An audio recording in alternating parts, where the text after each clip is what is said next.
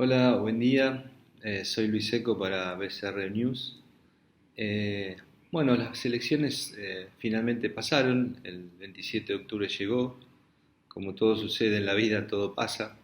Eh, pero me parece muy importante resaltar un tema que creo que es central. La dinámica económica no reconoce de cronogramas electorales. Hay una dinámica macro previa que continúa incluso después de las elecciones. Las elecciones no han interrumpido ni interrumpirán, más allá de que la transición resulte cooperativa y resulte ordenada entre el presidente saliente y el presidente entrante. La macro tiene su propia dinámica, una dinámica que podríamos denominar inevitable, sobre todo en términos de algunas de las cuestiones que más hemos estado hablando hasta aquí, que es la relación entre la cantidad de pesos de la economía y las reservas que tiene el Banco Central. Básicamente va a seguir sucediendo, y ha sido una muestra bastante cabal lo que sucedió la semana previa a las elecciones, es que hay una presión, va a haber una presión muy grande, que va, digamos, a surgir de una emisión de pesos muy grande, que ya en octubre tuvo una primera manifestación. Durante octubre la base monetaria creció algo así como 150 mil millones de pesos, incluso en un contexto en el cual el Banco Central vendía grandes cantidades de dólares al mercado, por lo tanto se absorbían pesos por esa vía, y aún así la cantidad de dinero hacia la base aumentó 150 mil millones, básicamente producto de la destrucción del ELIX, o sea, de la sustitución del ELIX por cash, y producto de expansiones monetarias que tuvieron que ver con el financiamiento del déficit fiscal o el financiamiento del tesoro, digamos, más en términos generales. Este financiamiento al tesoro va a continuar. Si uno mira la serie histórica, ha sido cero durante todo el año lo que se llaman adelantos transitarios al tesoro. Pero sin embargo conocimos en esta semana un decreto de necesidad de urgencia firmado por el presidente Macri, por el cual se estableció que el Banco Central va a poder asistir al Tesoro hasta la cifra de 400 mil millones de pesos, reitero, 400 mil millones de pesos, con el objetivo de financiar pagos de la deuda pública. Evidentemente esa es una cifra muy importante. Sinceramente no creo que se llegue a ese límite de 400 mil millones, me parece que va a estar en torno a los 250 mil, entre 250 mil y 280 mil millones la asistencia monetaria sin respaldo que va a ser el Banco Central al Tesoro en lo que resta del año, solo en este mes de noviembre y el próximo mes de diciembre. Y eso, como decía antes, va a tener una presión muy fuerte sobre los precios en general, y uno de esos precios va a ser el dólar, al menos en los mercados donde todavía se puede transar, porque también esta semana que está concluyendo conocimos nuevas restricciones al uso, por lo menos al atesoramiento y al uso del dólar como moneda transaccional de la economía argentina. Así que la dinámica preelectoral en términos de reservas y pesos, reservas escasas y pesos abundantes, no solo va a continuar, sino que se va a exacerbar en lo que resta del año, más allá de estos controles reforzados o del cepo reforzado que se instaló apenas el mismo día después de las elecciones y tuvo a lo largo de la semana nuevos reforzamientos. Esto es así porque no es solo una cuestión de que se usan dólares para atesorar, sino también que se usan dólares para asistir al tesoro en el pago de su deuda. Evidentemente los dólares por atesoramiento va a caer mucho la cifra transada, porque solo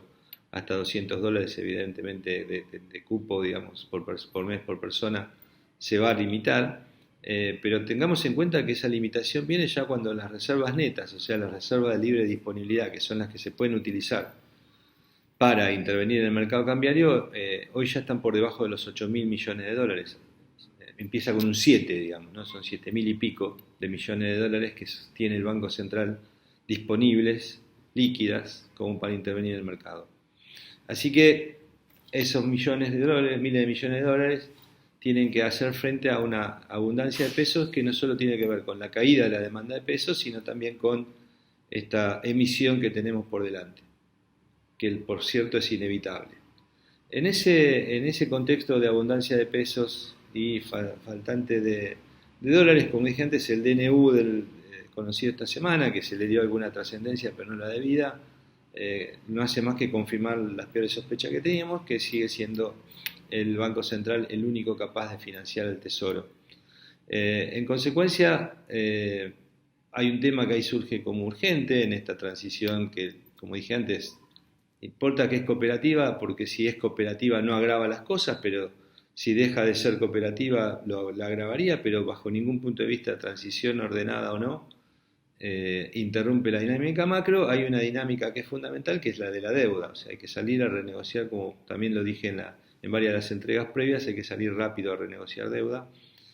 tanto con el Fondo Monetario como con los acreedores privados. Claro, el problema es que el Fondo y los acreedores privados quieren hablar con el nuevo gobierno, no quieren hablar con el gobierno saliente.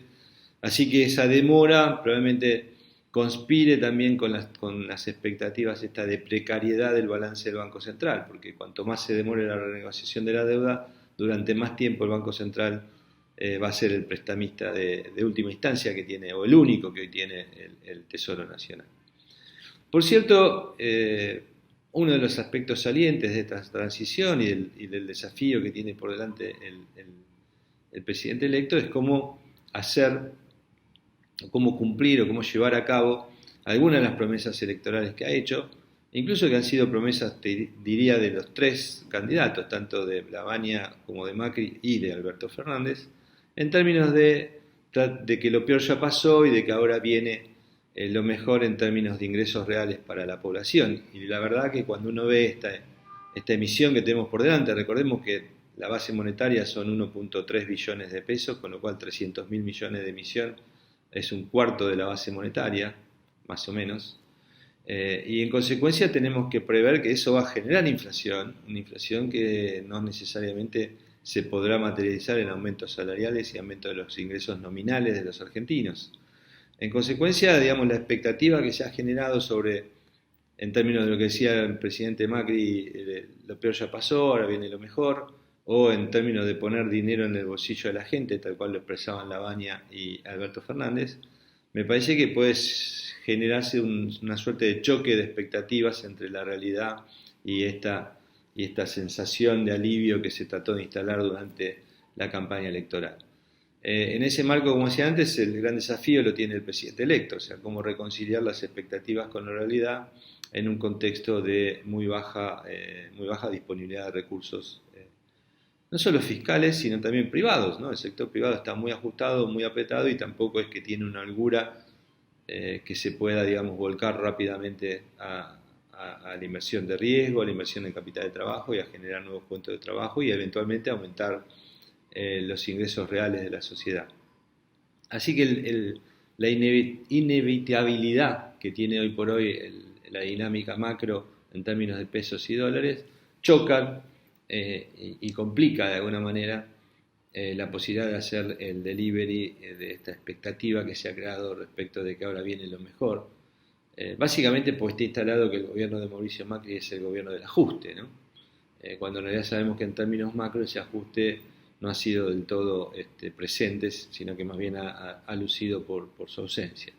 En consecuencia, enfrentamos, como dije antes, una transición ordenada o cooperativa, por lo menos por ahora, que no agrava la dinámica macro, pero que no la interrumpe, y esa dinámica macro significa mayores presiones sobre los precios, incluyendo el precio del dólar, mayor deterioro de los ingresos reales y una necesidad de atender esta situación bastante rápida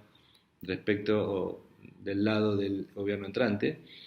Todos estamos tratando de alguna manera de ver bajo el agua y tratar de descubrir cuáles son las intenciones y qué se va a hacer, por eso hay tanto interés y tanta búsqueda de conocer los nombres de quienes se van a hacer cargo de las principales áreas del gobierno y sobre todo del área económica, pero no es tanto una cuestión de nombre, sino una cuestión de orientación, decisión y no simplemente de apelar a la política o al tiempo para que los problemas se vayan resolviendo. Bueno, muchas gracias y nos vemos la próxima semana.